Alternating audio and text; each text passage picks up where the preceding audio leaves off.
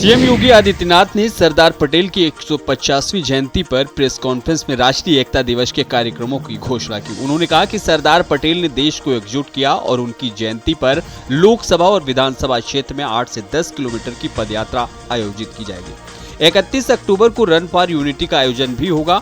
CM ने BJP के विभिन्न स्तरों पर कार्यक्रम आयोजित करने की बात की, जिससे एकता और अखंडता का संदेश समाज में फैले।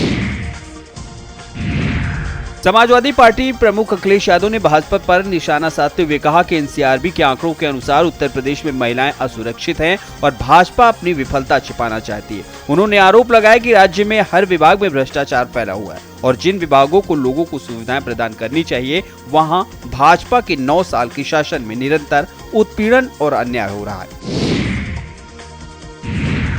लखनऊ में ओपी राजभर ने बिहार चुनाव को लेकर बड़ा ऐलान किया। उन्होंने कहा कि वे 52 सीटों पर अकेले चुनाव लड़ेंगे, क्योंकि बिहार में गठबंधन की बात नहीं बनी। ओम प्रकाश राजभर ने बताया कि कई बड़े नेताओं से बातचीत हुई, लेकिन अभी तक कोई जवाब नहीं मिला। उनका वोट बैंक और नेता पूरी तरह से तैयार है और वे अकेले चुनाव लड़ने के लिए भी तैयार है। लखनऊ में दीपोत्सव के दौरान अयोध्या में विकास का उजियारा झलकेगा। योगी सरकार की योजनाओं से राम की पैड़ी पर दर्शक दीर्घा बनकर आकर्षण का केंद्र बनेगी, जिसमें 20,000 श्रद्धालु एक साथ बैठ सकेंगे। रामनगरी को एम्फी थिएटर, छतरिया और दीपकों से सजाया जाएगा, जबकि सरयू घाटों का भव्य सौंदर्यीकरण किया जाएगा, जिससे पर्यटकों के लिए नया आकर्षण केंद्र बनेगा। समाजवादी पार्टी के नेता रविदास मेहरोत्रा ने बिहार विधानसभा के नेता प्रतिपक्ष तेजस्वी यादव के बयान पर प्रतिक्रिया देते हुए कहा, बिहार में इंडिया गठबंधन की सरकार बनेगी और तेजस्वी यादव मुख्यमंत्री बनेंगे। उन्होंने हर परिवार के एक बेरोजगार युवक को नौकरी देने का वादा किया है। सरकार बनने पर इंडिया गठबंधन उन सभी वादों को पूरा करेगा। इलाहाबाद हाईकोर्ट लखनऊ पीठ ने स्वामी राम भद्राचार्य के खिलाफ यूट्यूब और अन्य प्लेटफॉर्म से वीडियो हटाने का आदेश दिया। कोर्ट ने 48 घंटे के अंदर वीडियो हटाने को समय दिया और गूगल LLC तथा मेटा प्लेटफॉर्म्स को लिंक लेकर सामग्री हटाने का निर्देश दिया। यह आदेश शरद चंद्र श्रीवास्तव और अन्य की याचिका पर दिया गया। मामले की अगली सुनवाई 11 नवंबर को होगी।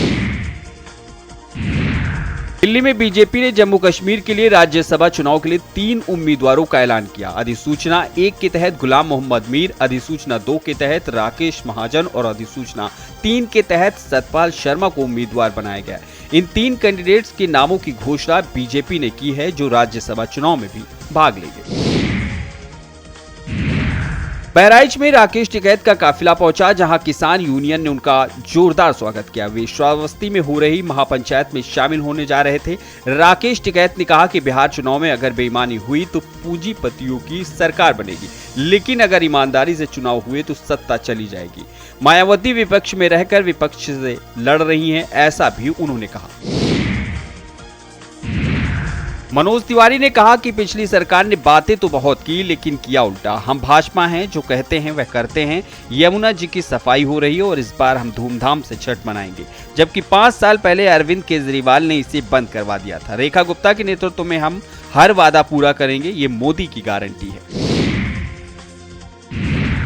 पश्चिम बंगाल की मुख्यमंत्री ममता बनर्जी ने MBBS छात्रा के साथ कथित सामूहिक बलात्कार पर कहा, बंगाल में 0 टॉलरेंस है, हम इसे बिल्कुल बर्दाश्त नहीं करते। मैं छात्रों से अनुरोध करती हूं कि वे रात में बाहर न जाएं। निजी कॉलेज का भी दायित्व है कि छात्रों का ध्यान रखें। पुलिस को सख्त कार्रवाई करने का निर्देश दिया है, किसी को भी बख्शा नहीं जाएगा। समाजवादी पार्टी प्रमुख अखिलेश यादव ने लखनऊ में एक छात्रा के साथ कथित सामूहिक बलात्कार पर प्रतिक्रिया देते हुए कहा कि इस सरकार में ये पहला गैंगरेप नहीं है। महिलाओं के खिलाफ बलात्कार और अत्याचार के मामले बढ़ रहे हैं, क्योंकि पुलिस का इस्तेमाल राजनीतिक उद्देश्यों के लिए किया जा रहा है। भाजपा पुलिस को अपना काम नहीं करने दे रही है। मुठभेड़ इसका समाधान नहीं हो सकता है। कांग्रेस नेता पवन खेड़ा ने महागठबंधन के बीच सीट बंटवारे को लेकर कहा, कोई पेच नहीं फंस रहा है, मुलाकात होगी तभी आगे सीटों के बंटवारों की घोषणा होगी। भाजपा की जो उम्मीद है कि कोई पेच फंस रहा है, उस पर पानी फिर रहा है। हम सभी लोग मिलकर चुनाव लड़ रहे हैं। मध्य प्रदेश कांग्रेस के वरिष्ठ नेता कमलनाथ ने कोल्ड कफ सिरप से हुई मौतों पर दुख जताते हुए कहा कि यह बहुत दुखद है। मैं राज्य सरकार को दवाओं की जांच न करने के लिए जिम्मेदार मानता हूं। अभी भी कई दवाइयों की जांच नहीं हो रही। मैंने मुख्यमंत्री से बात की है, सरकार को मिलकर कुछ करना चाहिए और मुझे जो करना है मैं करूंगा। राजद नेता तेजस्वी यादव ने कहा कि जिस परिवार के पास सरकारी नौकरी नहीं है उसे सरकारी नौकरी मिलेगी। 14 नवंबर के बाद से बिहार की जनता बेरोजगारी से मुक्ति पाएगी। हम सुनिश्चित करेंगे कि हर परिवार को रोजगार मिले और रोजगार के अवसर बढ़ाए जाएं। पूर्णिया से निर्दलीय सांसद पप्पू यादव ने महागठबंधन के बीच सीटों के बंटवारे पर कहा, कांग्रेस नेता राहुल गांधी अपनी पार्टी और कार्यकर्ताओं के सम्मान के अनुसार जीते हैं। गठबंधन धर्म सर्वोपरि है, चुनाव विनाश बनाम विकास पर आधारित है। राहुल गांधी के प्रेम, विकास और संघर्ष की ताकत पर चुनाव लड़ा जाएगा। कार्यकर्ता का सम्मान करना जरूरी है। समाजवादी पार्टी के नेता रविदास मेहरोत्रा ने लखनऊ में एक छात्रा के साथ कथित सामूहिक बलात्कार पर कहा कि लखनऊ में एक नाबालिग दलित युवती के साथ गैंगरेप हुआ। इससे स्पष्ट है कि प्रदेश में गुंडा, माफिया और जंगल राज कायम है। अपराधी भयमुक्त हो गए हैं और जनता भयभीत है। मुख्यमंत्री को सत्ता में रहने का नैतिक अधिकार नहीं रह गया। अयोध्या में इस बार दीपोत्सव विशेष रूप से भव्य होगा, जहां राम मंदिर परिसर में 1.5 लाख दीप जलाए जाएंगे। राम जन्मभूमि से लेकर कुबेर टीला और सप्त मंडपम तक दीपों की पंक्तियां भक्ति का ब्रह्मांड रचेगी। दीपोत्सव का शुभारंभ रामलला के गर्भगृह से होगा, जो आस्था और उल्लास का प्रतीक बनेगा।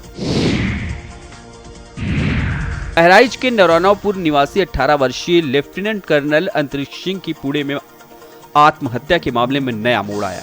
उनके भाई ने आरोप लगाया कि सीनियर लेफ्टिनेंट कर्नल द्वारा की गई रैगिंग के कारण आत्महत्या की। शुक्रवार को उनका शव फंदे से लटका मिला था। एक दिन पहले परिवार से फोन पर बात की थी, जिसमें वे नॉर्मल लगे थे। अंतिम यात्रा में ग्रामीणों का हुजूम उमड़ पड़ा। पटना में आरजेडी के 2 विधायकों ने इस्तीफा दिया है। नवादा और रजौली से विधायक विभा देवी और प्रकाश वीर ने विधानसभा अध्यक्ष को अपना इस्तीफा सौंपा। इस घटनाक्रम ने बिहार की राजनीति में हलचल मचा दी और इसका असर आगामी राजनीतिक समीकरणों पर पड़ सकता है। केंद्रीय मंत्री शिवराज सिंह चौहान ने कहा कि आज लोकतंत्र सेनानियों को सम्मानित किया गया, जिन्होंने आपातकाल के काले दिनों में लोकतंत्र की रक्षा के लिए संघर्ष किया। जून 1975 में आपातकाल के दौरान हजारों लोग जेल भेजे गए। उनके संघर्ष ने लोकतंत्र की पुनर्स्थापना की और ये भारत के लोकतंत्र के इतिहास में स्वर्ण अक्षरों में लिखा जाएगा।